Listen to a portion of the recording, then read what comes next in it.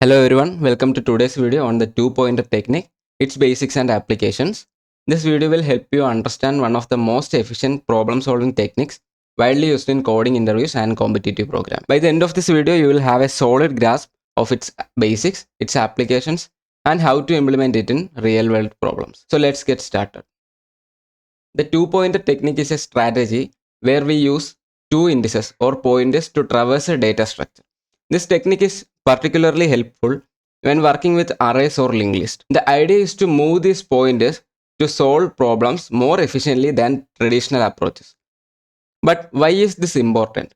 By using two pointers, we can often reduce the time complexity of problems that would otherwise take quadratic time. Instead of using nested loops, you can solve these problems in linear time, making it a favorite among programmers. There are two main types of two-pointer techniques, each suited for different types of problems. First one is opposite direction. This is where two pointers start at opposite end of the array and move towards each other. It's commonly used for problems involving pairs of finding specific sums, such as the classic two-sum problem in sorted arrays. The second one is same direction. Here both pointers start from the same end and move in the same direction. This approach is typically applied to sliding window problems like finding the longest substring without repeating characters or the maximum sum of a subarray. Now let's look at some of the common use cases of two-pointer techniques. Finding pairs with a specific sum. For example, in a sorted array, you can use two pointers to efficiently find two numbers that add up to a target. The next one is the removing duplicates. This is a common problem in sorted arrays where you need to remove duplicates in places. Next is partitioning arrays. For instance, separating even and odd numbers within an array. Next is sliding window problems. This includes problems like finding the longest substring without repeating characters or finding the smallest subarray with a given sum. And next is merging two sorted arrays, a common task in merge sort and other sorting related algorithms. So here are a few example problems you can solve using the two-pointer technique. First one is pair sum problem.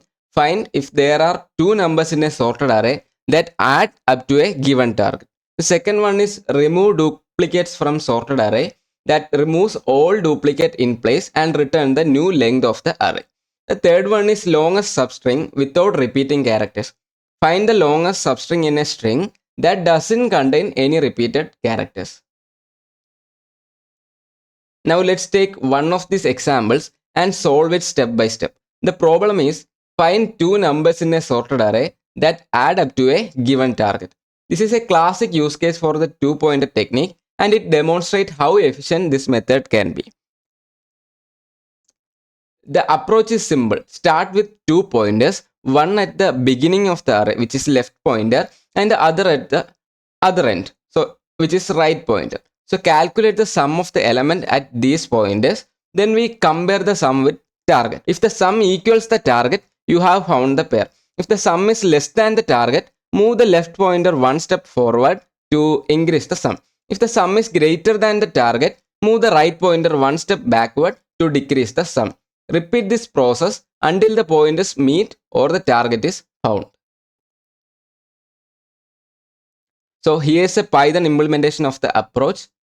The code runs in order of n time and is much more efficient than using nested loop, which would take order of n square. For the other problems we discussed earlier, like removing duplicates or finding the longest substring without repeating characters, I have already uploaded separate videos. Be sure to check those out for more in-depth explanation and coding examples. Why should you use the two-pointer technique? It saves time by reducing the complexity of many problems from quadratic to linear. It simplifies the logic, especially for problems on sorted data structures. It's widely applicable, making it a must-know for coding interviews and competitive programming. However, like any technique, the two-pointer method has its limitations. It often requires the input to be sorted, which could add overhead if sorting isn't already done. It's not suitable for problems that involve unsorted or multi-dimensional data without pre-processing. Handling edge cases such as empty array or arrays with duplicates can add complexity. The two-pointer technique is not just theoretical. It's used in real-world applications like solving advanced problems such as threesome and foursome, implementing sliding window algorithms for network traffic analysis or DNA sequence matching, merging sorted arrays efficiently in sorting algorithms like merge sort. Here are some tips to master the two-pointer techniques. Always ensure the array is sorted or sort it beforehand if necessary. Visualize the movement of pointers to understand how the solution evolves. Test your solution against edge cases like empty arrays, arrays with duplicates, or arrays with negative numbers. Practice on platforms like LeetCode or HackerRank to strengthen your skills. To summarize, the two-pointer technique is a strategic method for traversing arrays or lists using two indices. It reduces time complexity and simplifies problem solving. It's versatile, solving problems like pair sums, sliding windows, and merging arrays. With practice, this technique will become a go-to tool in your coding journey. That's all for today's video. If you found this tutorial helpful, please give it a thumbs up and subscribe to the channel for more coding tutorials. Don't forget to check out the earlier videos on problems like removing duplicates and sliding window approaches. In the next video, we will dive into an introduction to stacks, another important data structure with plenty of real-world application. So stay tuned and see you in the next video.